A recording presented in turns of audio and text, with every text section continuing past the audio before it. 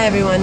Okay, so I just wanted to, I've gotten some emails from people and some messages from people that would like me to record short videos, short clips, and I feel like now that, Elul is a week and 5 days, Rosh Hashana is a week and 5 days away, there are a few things that I really wanted to teach that I didn't get a chance to teach yet. So I want to give it to you in a nutshell in a few minutes here, because if we're able to really maximize this time, Elul time, that we're going to be able to come to Rosh Hashana different people and have a whole different experience during Rosh Hashana, after Rosh Hashana, and Elul impacts our entire year. The way we prepare ourselves really for Rosh Hashana is going to pan out in our year. You know how your year was when you look back at your year this year. You know how look at the past year that you've had, and you'll know how your davening was last Rosh Hashana. You'll know how you did on Rosh Hashana day. So how you were judged. So I really want to give you a few tips, a few tools that we can use in our last week and a bit before the big day, before D-Day. So a few things. I'm getting this from Rav Chaim Friedlander's book, Sifsei Chaim, his Sefer, and he writes like this. He says that in order to really be able to maximize your Elul, now Elul, the whole concept of Elul is changed. The name of the game with Elul is changed. Hashem says, I'm here, I'm making myself a lot more attainable, a lot more accessible, a lot more available.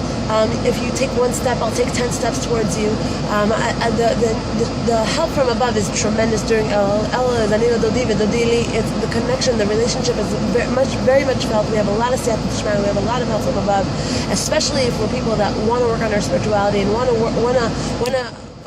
develop our soul and want to develop our relationship to God. And that's the idea. The idea is that this is the month really to do it. So the name of the game in Elul is change. But how do you change? We were given 40 days from Rosh Chodesh El till Yom Kippur, till the end of Yom Kippur. We were given to really take this time, take this energy that God says into the world right now, this energy of a tremendous change and tremendous ability to evolve into something so much quicker than any other time of the year. And we're expected to change, but how does the person change so quickly? How do you change so fast in 40 days? Changes it can take a lifetime. So Rav Chaim says like this. He says that in order to really know how to change, you have to know yourself very well. You have to know things. You have to break it down in your mind, what you're up against, what you're changing.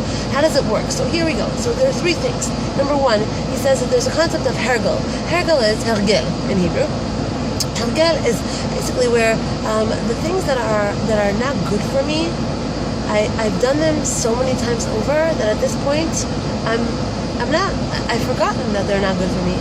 They've so become a part of who I am, so become a part of my being, of my life, that I've forgotten that no, these things are very bad for me and bad for my life, and it's not okay. It's almost like I took a seminar in Israel called The Possible You by Rabbi Yom Tov Klider, which was amazing, and I would take it again. And one of the things that he taught there was that every one of us has a comfort zone. And that we all know. We all have comfort zones, we all have places that we're stuck and like that are okay for us, that service us on one level or another. If you want to really, really succeed in life, then you take it to the next level and you really push yourself out of your comfort zone. But what he was mechadish to me, what he brought to life for me that I never thought about was, he said that each of us has something called a misery comfort zone, where it's the things that we do that make us unhappy, that make us miserable, that we don't like, relationships that we don't like, personality traits that we don't like, activities that we do that we don't like gossiping or like smoking or whatever it may be, things that we don't like that we do that are unhealthy and that we just really disagree with the fact that we do them, but they're a part of us and they're a part of our life, and we just keep going because it's just too hard to kick. It's too hard of a habit to kick. And every single time I do them, I walk away miserable. It's almost like, I have a big mouth. So whenever I'm getting into a fight with my mother, my sister, my husband, my friend, my son, my daughter, whoever it may be, I walk away thinking, why did I just say that? How come I just said that? Why did I say it in that tone? And in the heat of the moment, it's so a part of me that it's just the way I talk. It's just the way I am. So number one, he says, hergel. We have to be aware. We have to just be aware. You don't have to be perfect in one day. That would be nice, but it's not practical. It's not what we're here to be. We're all a work in progress. So he says, let's just be aware. Be aware of the things that are a part of your life that are bad for you. It's bad for you to gossip. It's bad for you to eat certain things. And if we're talking about things that are in the spiritual realm right now, it's unhealthy not to keep Shabbat spiritually. It's unhealthy for my soul.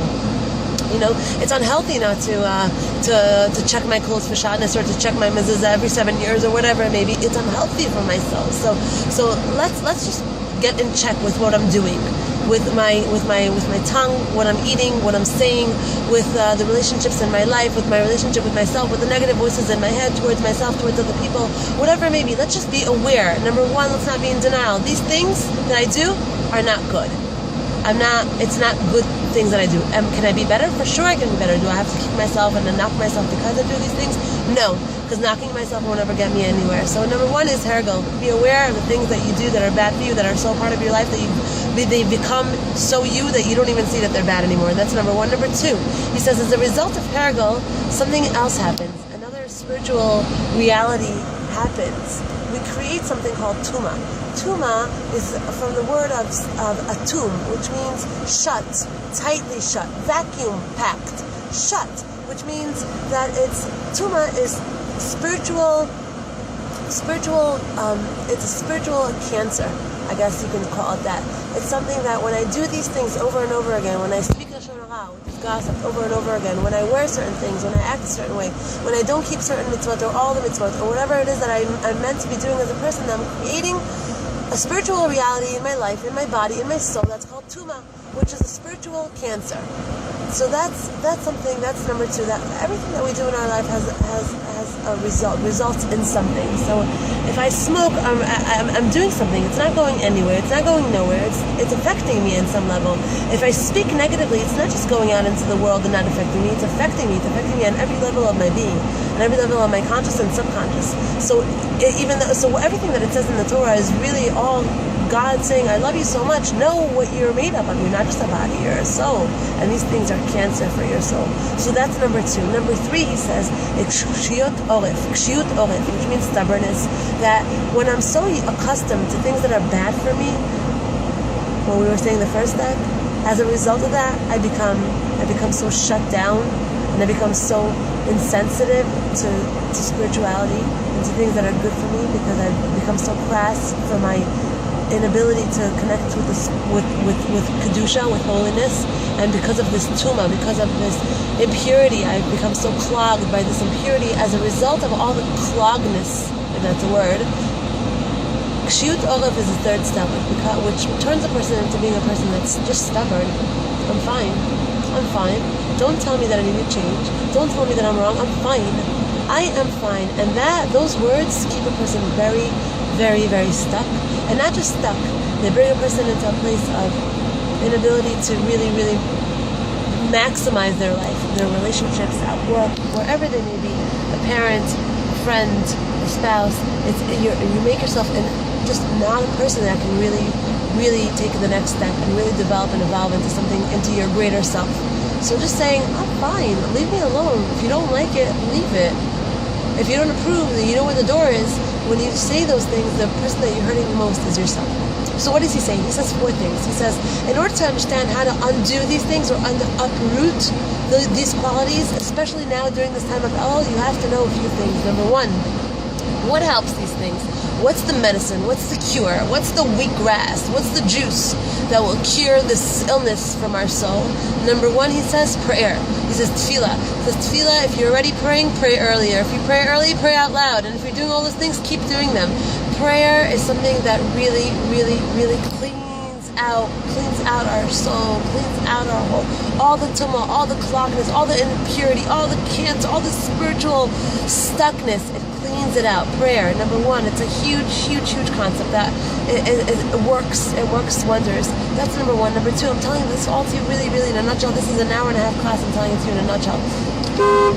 That's number one. Number two, he says, doing for people, this is all specifically for Elul, obviously throughout the year also, but this is specifically for Elul because Elul is such a time. Number two, one second, my son is about to cross the street. Number two, he says, do for people spiritually and on a physical level. On a spiritual level and on a physical level. Go out of your way during Elul to do chesed. And sometimes chesed, some people are like, I'm so busy, I have 15 kids, I have 3 jobs, I don't have a minute for myself, let alone anyone else. So I have a very good solution.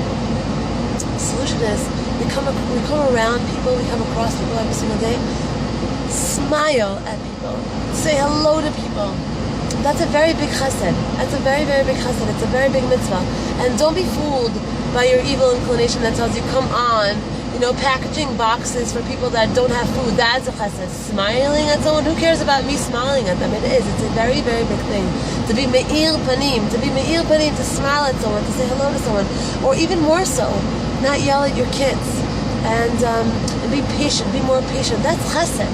Or do for yourself also, care for yourself, but specifically with chesed, it's go out of your way to do something that you're normally not accustomed to do for somebody else. It could be your child, it could be your spouse, it could be someone else, it could be your neighbor, it could be someone that needs you, to invite them for a meal even though it's so difficult for you. Go out of your way, especially during this time. You're servicing only yourself, your future year, your kids, your family, the walls of your house. It's only for you. What you're doing, what you're giving is really to yourself. Number 3, he says, work on your taivos.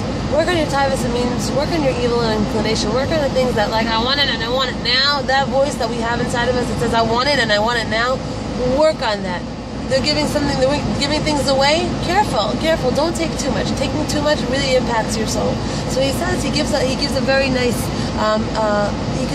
idea to how to work on your taivos, how to say no to yourself. How do you say no to yourself? Because when you say no to yourself, really what in essence you're doing, you're really controlling yourself. You're putting the dragon, you're putting the leash back in the dragon. What's that movie that my kids like? What's it called? Train Your Dragon. That's how you train your dragon. That's how you train your inner dragon. How do you train it? By saying no to yourself, by disciplining yourself. It's really, really important to be able to learn how to say no to ourselves and discipline ourselves. And when we're not in the mood to do something, to do it anyway. And if we want to do something, to wait off with that thing because there's something more important to do right now in the moment, even if it's for somebody else or for something else, and I come second. It's very, very important to train your dragon. That's number 3. And he gives a very nice example. He says at the end of your meal, every single time you sit down and have a meal, leave a little bit on your plate. You'll notice it's a very hard thing to do. It's not an easy thing to do. Leave a drop on your plate. Don't eat the last piece. I think it was the commentary of the Ravid that says that gives this eitzah. He says, don't eat that last piece. The last bite, don't eat it. Leave it on your plate. This will teach you self-discipline. It's very, very important. And the very, very last tip that he gives is, he says to learn, is to keep learning. Go to classes, listen online, open up books, have a chavrusa, do partners in Torah, do whatever it may be. Keep plugging back into the truth. Keep plugging back into the things that really help you evolve into a better person, and hopefully bring us out from one level to the next level. We have so many rungs within ourselves. You'll be so surprised. Because I get so surprised every single time I learn something and I put it into action, and then I see that it works and I'm a different person than I was last week. I get so surprised and so pleased and so happy and so thrilled and so thankful to Hashem that I'm able to be this work in progress. So keep working on yourself, and by working on yourself, it means you have to keep feeding your mind. And in order to keep feeding your mind, you have to make time for that in your day. And don't underestimate the power of feeding your mind, of learning, of opening up a sefer, of learning, of going to classes that you like, and actually go to these classes. I see from my classes, the people that come always tell me it's so different to listen when you're sitting in front of me than to listen online. It's just a different reality. When you're listening online, it's also good. When you're listening in your car, it's also great. But when you actually make the time and make the space in your life for yourself, for your learning, for your growth, for your involvement, for your soul, it impacts you in a whole new way, in a whole different way. So make that time, make it as important, make it as valuable, make it as priority as everything else in your life. Because it's you and it's your whole world. This is my very last tip that I'm giving you for myself, is that I've learned that we are the nucleus of our life. And the stronger and the healthier the nucleus is, the stronger, the healthier our life will be. Our life, our kids, our relationship, and everything in it. So the more I work on myself and feed myself, and I nourish myself, my soul, my mind, the more I'm able to see the results in my life. And the results will be so much more beautiful and so much more rewarding.